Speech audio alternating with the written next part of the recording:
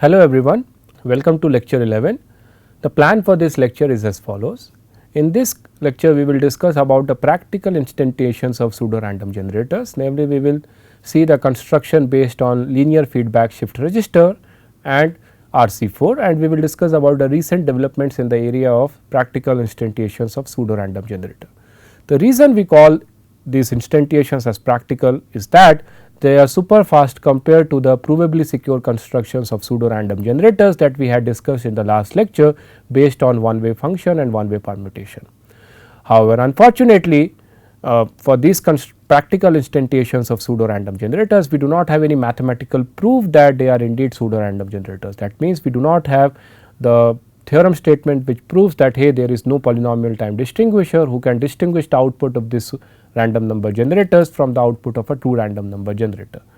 It is only because since their construction of these practical instantiations of PRGs, we have not found any suitable attack or any suitable distinguisher, and that is why we believe that these constructions are secure. Whereas for the provably secure constructions based on one way function and hard code predicate, which we have discussed in the last lecture, we have a mathematical proof that indeed they are secure in the sense there exists no polynomial time distinguisher to distinguish the output of those algorithms from the output of the corresponding true random number generator. So, in practice, wherever you have a cryptographic construction where you want to instantiate a pseudo random generator, we actually go for these practical instantiations. So, in all the practical instantiations of pseudo random generators, we can follow the following extraction. So, imagine you are given a pseudo random generator which expands an input of little l bits to an output of big L bits, right. We can assume that the pseudo random generator consists of a pair of algorithms, namely an initialization algorithm and the get next bit algorithm. And what basically this algorithm does are as follows. So, the init algorithm, it is actually an initialization algorithm which sets the initial state of your algorithm, and it is a deterministic function, and it takes the seed for the algorithm G as the input, and along with that an optional initialization vector. So, this initialization vector is optional. It is not necessary that every practical instantiation of pseudo random generator should take this initialization vector. It depends upon the underlying construction. However, if the IV is given as an input, then it is publicly known. And based on the seed and the IV, the initialization algorithm produces an initial state of the algorithm which we denote by ST0. Now, the get next bit algorithm does the following. It takes the current state of your algorithm or the PRG, which I denote by STI, and it updates the state to STI plus 1, and along with that it produces the next output bit of your algorithm G, right. So, if you want to generate a sequence of bits, what we do is we do the initialization algorithm, get the initial state ST0, and say if we are interested in getting an output of big L bits, basically we invoke this get next bit algorithm big L number of time in sequence, where in each invocation the state gets updated and the output bits keep on getting generated one by one, right. So, that is the abstraction which we can use to abstract out any practical instantiation of pseudo random generator. So, let us see the one popularly used practical instantiation of pseudo random generator which we use in the hardware, and this is called linear feedback shift register or LFSR. So, historically it was used as a PRG and it is very fast when implemented in hardware. However, it is not recommended to be used for critical applications because it is very easy for an adversary to recover the entire key by just seeing few output bits of the LFSR, right. So, an LFSR of degree n basically consists of n registers denoted by S0 to Sn minus 1, and along with that it will have n feedback coefficients C0 to Cn minus 1, where the coefficients will be Boolean values. So, for example, here we have an LFSR of degree 4 consisting of 4 registers and the feedback coefficients are 0, 1, 0, 1. So, how an LFSR operates? So, as far as the state of an LFSR is considered, the state is nothing but the bit values which are stored in the individual register, right. So, if we take this particular example, then the state of the LFSR is nothing but a 4 bit string, namely the 4 bits stored in the registers S3, S2, S1 and S0. And update of the state happens as follows. After every clock cycle, the bit which is present in S0 is going to be produced as the output bit, and the contents of all the bits in the registers are right shift, right.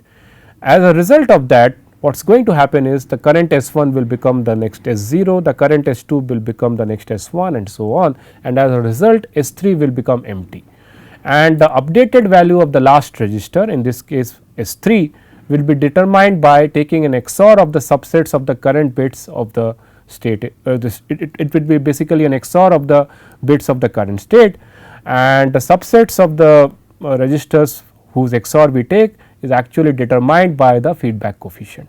So, again in this example, since the feedback coefficient is 0 1 0 1, that means after every clock cycle, once we do the right shifting here, the value of S3 is nothing but the value of the current the XOR of the current S2 and the current S0. If we take the XOR, that will be the value which will be fed as the new value of S3, right. That is why the name linear feedback shift register. In each clock cycle, we shift the entire the contents of all the register by one position, that is why shift register, and linear feedback because we have a feedback loop which determines the value of the contents of Sn minus 1 in the next clock cycle, and this feedback function is a linear function of the current set of registers. That is why the name linear feedback shift register. So, for example, if we take this LFSR of degree 4 and suppose the initial state is 0 0 1 1, right, then after the first state everything will be shifted by one position, and as a result the bit 1 is going to be the first output bit, and the feedback which will be going into the LFSR for the next iteration will be 1, namely the XOR of the bit 0 and 1, because your feedback coefficients are 0 1 0 1, and as a result the next state of the LFSR will be 1 0 0 1. Again after the next clock cycle, the bit value 1 will be flushed out as the output, that will be the second output bit of your LFSR, and the feedback which will be going will be 1, and as a result your state will be updated to 1100 and so on. So, that is how an LFSR of degree n operates. Okay. Now, let us argue whether this LFSR is secure or not. That means, can we consider this LFSR to be a pseudo random generator, and a requirement from pseudo random generator is that if someone gives you the sample of an LFSR where you are not given the initial state of the algorithm, because if you are given the initial state of the LFSR, then you can actually compute all the output bits of the LFSR. So, imagine you are not given the input state of the LFSR, and along with that imagine you are not given the feedback coefficients as well, but you are given the degree of the LFSR. That means, you know the number of registers that are used in the LFSR. Then is it possible for the attacker to compute or predict the outcome of the LFSR?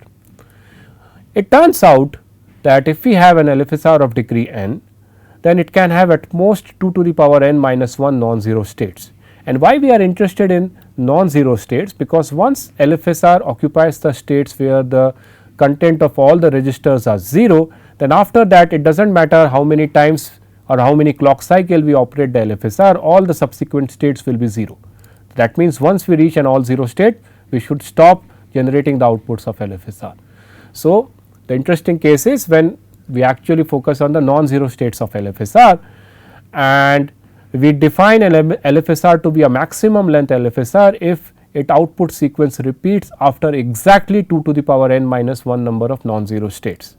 And interestingly, it turns out that it does not matter with what input state you start with. If you start with any non-zero initial state, then it is always possible to set the feedback coefficients in such a way that your LFSR actually becomes a maximum length LFSR. That means, starting with that non-zero initial state, you can go through all the 2 to the power n minus 1 non-zero state, and then only the sequence will repeat. So, imagine for the moment that you have a maximum length LFSR. Intuitively you might feel that all the n bit strings are going to be produced with equal frequency. Does that mean that your LFSR is a secure PRG? Because if the output state is going to be repeated after 2 to the power n minus 1 number of states, that means for an attacker he has to wait for 2 to the power n minus 1 number of states, which is an exponential amount of quantity, and hence it cannot distinguish the output of the LFSR from the output of a true random number generator. That could be your underlying intuition based on which you can declare your LFSR to be secure. But it turns out that that is not the case. For an LFSR of degree n, just by observing polynomial number of output bits, an adversary can recover the entire key, and once it recovers the entire key, it can recover or it can predict all the future output bits of the LFSR, right. So, imagine you are given an LFSR of degree n, where you do not know the feedback coefficients and you do not know the initial states of the LFSR. And imagine that the adversary has observed the first 2n output bits of the LFSR, which I denote by y1 to y2n, right. And the initial state, non-zero state of the LFSR is denoted by this. So, in the superscript I am putting 0 in the parenthesis, that denotes the 0th state of the LFSR, namely the initial state, right, and that is also unknown for the attacker. The attacker has seen only the first 2n output bits. Also, we assume that the adversary is not aware of the feedback coefficients. So, from the viewpoint of the adversary, it could be any subset of the n registers which are actually getting XORed to decide the feedback, right. So, the unknown coefficients Cn minus 1 to C0 are also there for the attacker. Now, it turns out that adversary knows the relationship that the initial state of the LFSR is nothing but the first n output bits that it has seen, because if you see the operation of the LFSR, after every clock cycle the content of S0 is actually coming out as the output, and after every clock cycle the new content of S0 is actually the previous content of S1, which is actually after the previous, which before the prior clock cycle was previous S2 and so on. That means adversary knows that the first n output bits of your LFSR is nothing but your initial state. So, that is the first piece of information which is now available to the adversary, which is now a significant amount of information for the adversary, and it turns out that the next output bits, namely yn plus 1 to y2n, actually gives a system of linear equations in the unknowns in the feedback coefficients to the adversary. Namely, the adversary knows that the n plus 1th output bit is actually related to the first n output bits by this relationship. In the same way, the 2nth output bit is actually related to the nth output bit, n minus 1th output bit and 2n minus output bit by the feedback coefficient via this system of linear equation. So, what is not known in this system of linear equations is the feedback coefficients, and how many feedback coefficients are there for the adversary? We have n such coefficients, and interestingly he has now n such independent equations. So, by solving this system of n independent equations, it can completely recover back the feedback coefficients. So, now both the keys as well as the feedback coefficients are known to the adversary, and hence it can completely determine all the subsequent outputs of your output of the LFSR. That means, just by observing 2n output bits of the LFSR, adversary can completely break this LFSR, and hence no way it is actually a pseudo random generator. So, a method which is used actually to preserve the security of the LFSR is to add some kind of nonlinearity. So, if you see the attack or the strategy which is used by the attacker here is to exploit this system of linear equation, or namely the attacker uses the fact that the feedback is actually a linear function of the subset of the register. So, one way to get around this is to add some kind of nonlinearity in the feedback shift register, and there are several ways of introducing nonlinearity in the construction of feedback shift register.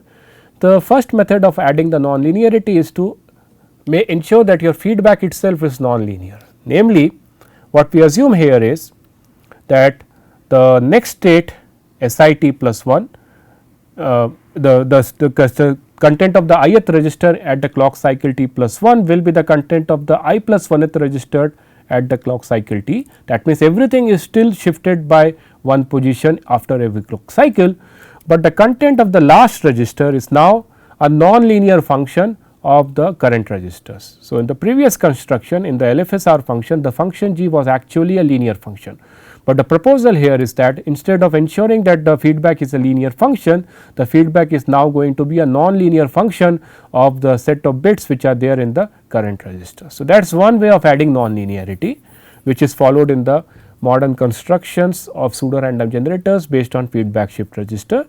The other way of adding non-linearity is to add non-linearity in the output itself, right. So, till now we are discussing the case where output is actually the content of the current S0, where S0 is the value of S1 in the previous clock cycle and so on, and in every clock cycle everything gets shifted by one position. But I could have another way of determining the output, where the output is actually a non-linear function, And there are two ways actually to determine nonlinear combination generators. Variant 1 is the following, where we still use single LFSR, right, where everything gets shifted by one position and we have a linear feedback, but instead of just ensuring that S0 is the output bit turns out to be a nonlinear function of the current register. And the variant 2 is, instead of using one LFSR, we will now have several LFSR, preferably of different degrees, and the overall output bit of the combined LFSR will be a complicated nonlinear function of the output bit of the individual LFSR. So, that is the second variant. So, that means to add nonlinearity you have two options, nonlinearity in the feedback, nonlinearity in the output. Nonlinearity in the output can be achieved in two ways, just use one LFSR and the output being a complicated nonlinear function. Option 2, use several LFSR and the output is the nonlinear complicated nonlinear function of the output of the individual LFSR. And it turns out that the modern constructions of PRGs based on LFSR indeed use these principles. So, here is a candidate construction based on LFSR which is called Trivium, and it is a highly popular instantiation of pseudo random generator. And it is basic, if you see pictorially, it is actually a combination of 3 feedback shift registers. So, you have the first shift back FSR consisting of 93 registers, which we denote as the feedback shift register A. Then you have the next FSR, which we denote as B, consisting of 84 registers, and then we have the next feedback shift registers, say the C feedback shift register consisting of 111 registers.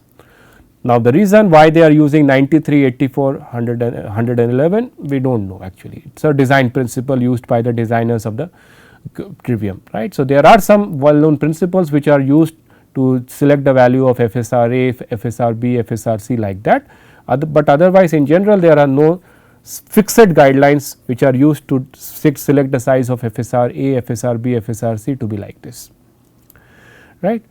And now you see that each FSR has an individual output. So, if I consider the FSR A, right. So, it is basically the XOR of the rightmost register, in this case the 93rd register, and another register of the same FSR. So, this is the first difference in the construction of Trivium compared to the regular LFSR. In the regular LFSR, the 93rd output, the content of the 93rd register will be considered as the output bit after every clock cycle, but now after every clock cycle it is the XOR of the 93rd register and the 66th register in the FSR A, which will be considered as the output of the FSR A after the individual clock cycle, and the same holds for the FSR B as well as the FSR C. So, that is the first way of adding nonlinearity here. And the overall output of the FSR is basically the XOR of the output of the FSR A, FSR B, XOR C. So, that is the second way of adding nonlinearity here. As far as the feedback is considered here, if you see for example, the FSR A here, now what is going as the feedback? So, the feedback is nothing but the content of S1, and it is basically a function of one of the registers in the same FSR and a subset of registers of the FSR above it. So, what I mean above it here is, as I said here, that this register, the sequence of the first 93 registers is the FSR A, and the next 84 register is the FSR B, and the next 111 register is the FSR C. You can imagine this construction as some kind of circular construction, where above the FSR A we have the FSR C, above the FSR B we have the FSR A, and above the FSR C we have the FSR B.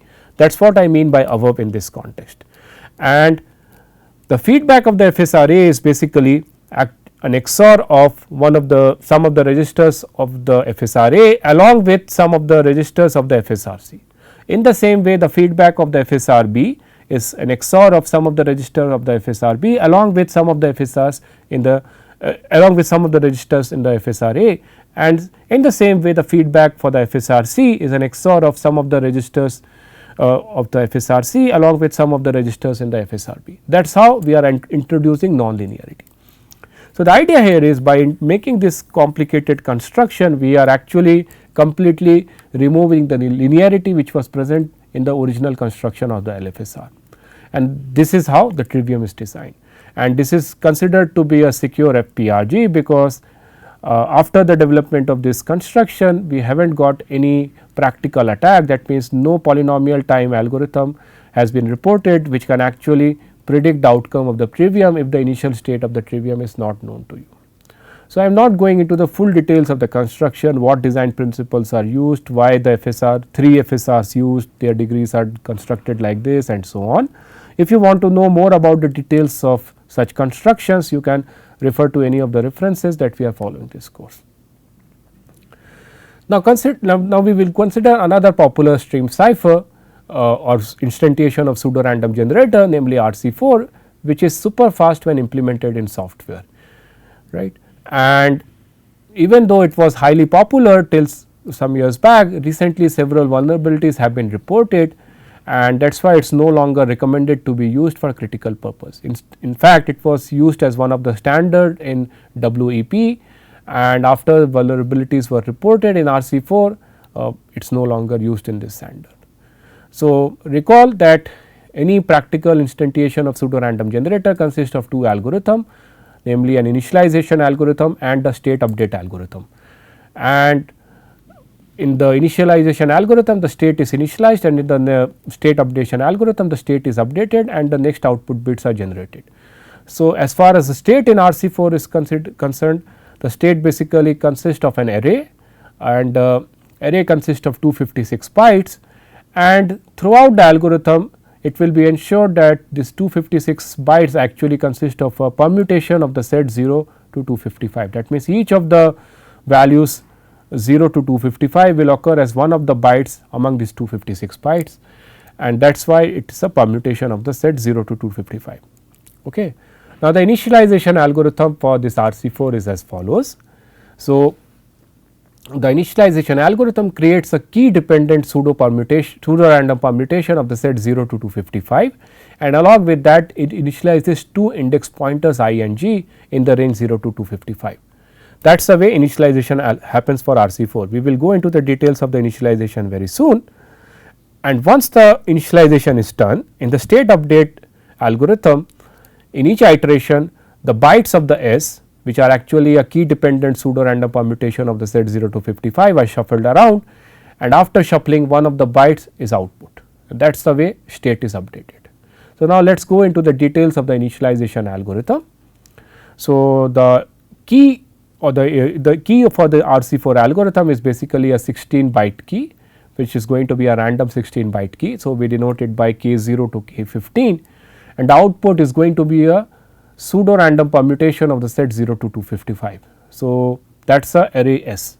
So, we initialize the array S to consist of values 0 to 255 in sequence, namely the first byte is set to be 0, the next byte is set to be 1, and the last byte is set to be the value 255. That is the identity permutation, and now we have to somehow reshuffle the contents of the array S based on the value of the key array K. That means, whatever depending upon the contents of the key bytes, we have to shuffle the contents of the array S, ensuring that after shuffling the modified S still represents a permutation of the set 0 to 255.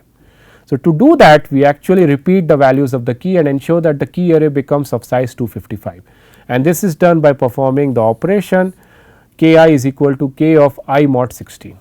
Right. That means, we take the first 16 bytes and repeat it again and repeat it again and repeat it again and repeat it again to ensure that we have now an expanded key array of size 256. That is the way we do the key expansion, and then we set the initial index of initial pointer j to be 0, and once the pointer j is set to 0, for the next 256 iterations we do the following. We do the shuffling, and to do the shuffling we actually change the value of j like this. We set j to be the summation of current j and the summation of current contents of the ith byte of S and the ith key byte. So, that is how we update the value of j, and once we have the updated index j, what we do is we swap the contents of the current location of current ith location of the array S with the updated jth location of the array S. That is how we do the shuffling.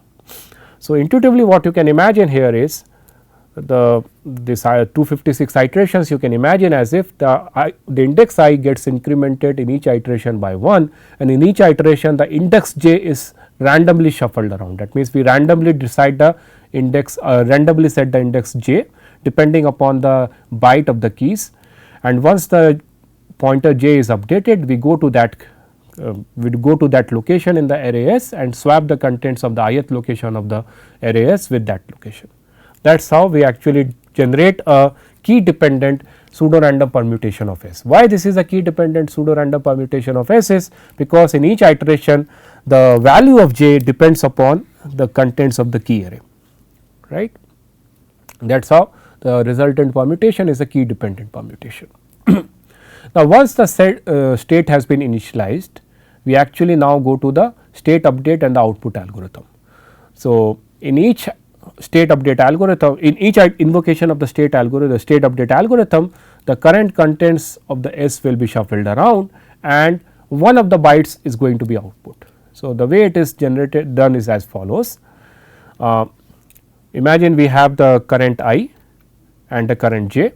What we do is we increment the value of I and then we shuffle around we randomly decide the value of j depending upon the current contents of S as follows.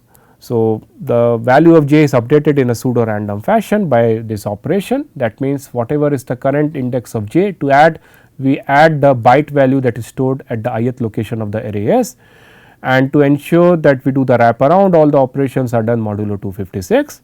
So, by doing this operation we update the value of the index counter j in a pseudo random fashion, and then what we do is we swap the contents of the ith location of array S and the jth location of the array S. That is how we actually do the state update information, and to determine the output what we do is we determine a new index t, which is nothing but the summation of the contents of the ith location of the array S and the jth location of the array S, and we go to that location, the tth location, and whatever is the byte value which is stored there, that is the byte value which we are going to output. That is the way we do the state update information, state update of the array S, and that is the way we compute the output byte value in each iteration of the state update algorithm, right. So, now let us discuss about the insecurity of RC4 algorithm. So, you can see if you see the pseudo code of the state update algorithm and the initialization algorithm, you can see that we are not doing any complicated operation. That is why this algorithm is super fast when you implement it in software, right, and that is why it was highly popular till people started reporting vulnerabilities in the security of RC4. So, we want to analyze here that whether indeed RC4 is a candidate pseudo random number generator or not. So, as you see, if you recall that in each iteration of the state update, RC4 outputs a byte. So, what we have to compare is the RC4 byte generator algorithm with a true random byte generator algorithm, right. A true random byte generator algorithm will produce any byte in the set 0 to 255 uniformly randomly, and the expected outcome from the RC4 is that in each invocation of the state update algorithm, the output byte should be almost like a uniformly random value from the set 0 to 255. It turns out that in one of the previous work, Mantin and Shamir showed that even if we assume that the initialization of algorithm of the RC4 is a uniform initialization, that means it does not depend upon the key algorithm. That means we assume that the initialization algorithm produces a uniformly random state S consisting of a uniformly random permutation, and assuming that also what Mantin and Shamir showed is that if we start running the state update algorithm, then the second output byte of RC4 is more likely to be 0. That means, the probability that the second output byte of RC4 is 0 is 2 over 256 compared to 1 over 256, and this can be proved formally. So, if you want to see the exact formal details that how exactly this probability is derived, you can refer to one of the references that we are following. So, assuming that this is the case, then here is a very simple RC4 distinguisher who can distinguish apart a sample y generated from the RC4 byte generator from a sample which is generated by a truly random byte generator, right. So, imagine the distinguisher is given a byte y and it has to determine whether it is produced by the RC4 byte generator or a true random byte generator. So, what the distinguisher does, since it knows the result of Mantin and Shamir, what it does is it just checks the second byte of y, and if the second byte of y turns out to be 0, then it labels that the sample y is generated by the RC4 byte generator, otherwise it labels the sample y to be generated by a truly random byte generator. Now, let us calculate the distinguishing advantage of the distinguisher that we have designed. If indeed the sample y, which is a sequence of bytes generated by the RC4 byte generator, is given to the distinguisher, then the probability that indeed the second byte is 0 is 2 over 256, right. So, that probability our distinguisher will output randomly will output a sample generated by the RC4 as the outcome of RC4.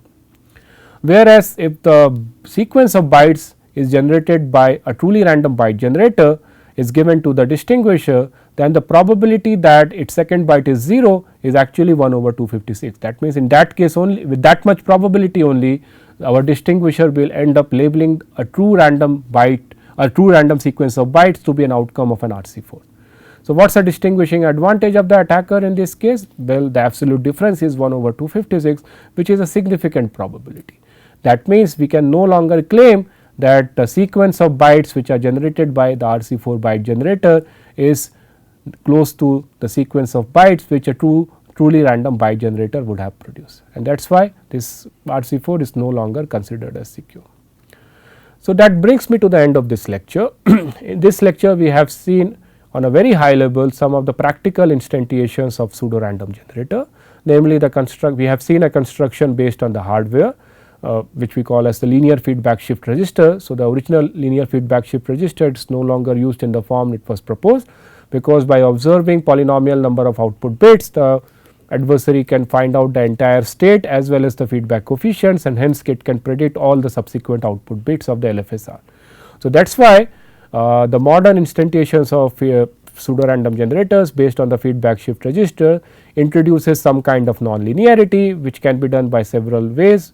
Nonlinearity in the form of nonlinear feedback coefficients, nonlinear output bits, and so on.